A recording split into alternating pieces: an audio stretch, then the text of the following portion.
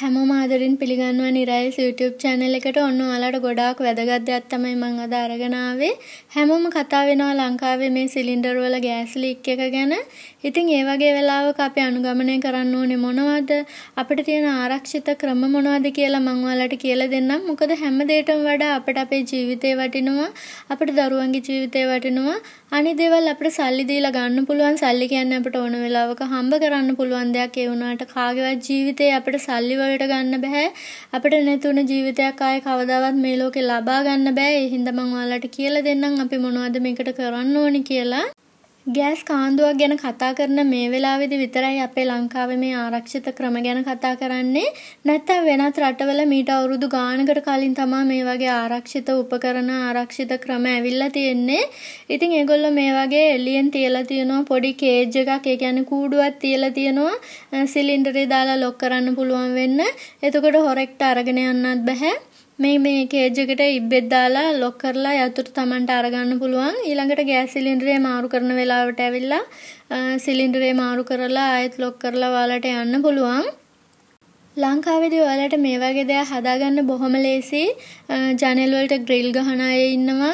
එතකොට ගේට්ටු හදන අය ඉන්නවා. ඒ වගේම අර බලු කුඩු වගේ දේවල් හදන අය ඉන්නවා. යකඩ ඇඳන් හදන අය ඉන්නවා. අන්න ඒ වගේ අයට ගිහිල්ලා මේ වගේ ඩිසයින් එකක් ඔයාලා පෙන්නලා කිව්වහම මට මෙන්න මේ වගේ එකක් අඩු වියදමට හදාගන්න ඕනි කියලා ඔයාලට පුළුවන් ඒක ඉක්මනින් ලේසියෙන් හදාගන්න. ලංකාවේදී ඕනම ප්‍රශ්නයකට බලධාරීන්ගේ විසඳුම් අපට බොහොම ඈත පේන්නේ. ඉතින් අපි අපිට පුළුවන් දේ කරගමු. ඒ වගේම ඔයාලට හෝටලයක් රෙස්ටොරන්ට් එකක් වගේ තියෙන කෙනෙකුට මෙන්න මේ වගේ ලොකු සිලින්ඩර් දෙක තුනක් දාන්න පුළුවන් කේජ් එකක් හදාගන්න පුළුවන්. ගෑස් ලීක් එකකදී නොසිතූ වෙලාවක ලොකු ගින්නක් එකපාර ඇති වෙන්නේ කොහොමද කියලාත් මම ඔයාලට කියලා දෙන්නම්.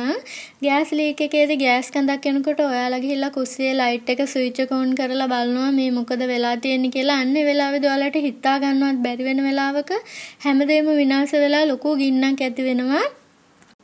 ඒක එහෙම වෙන්න හේතුව තමයි ඔයාලා ගිහිල්ලා කුස්සියේ ලයිට් ස්විච් එක ඔන් කරනකොට ඒ ලයිට් ස්විච් එක ඇතුලේ චූටි ගිනි පුළිඟුවක් ඇති වෙනවා.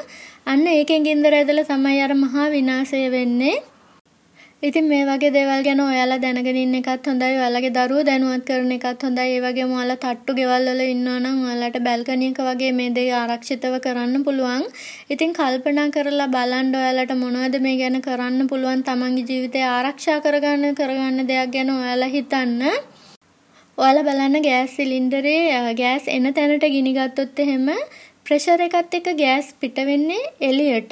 ඒ වෙලාවේදී ගෑස් සිලින්ඩරේ පුපුරන්නේ නැහැ කොහෙත්ම.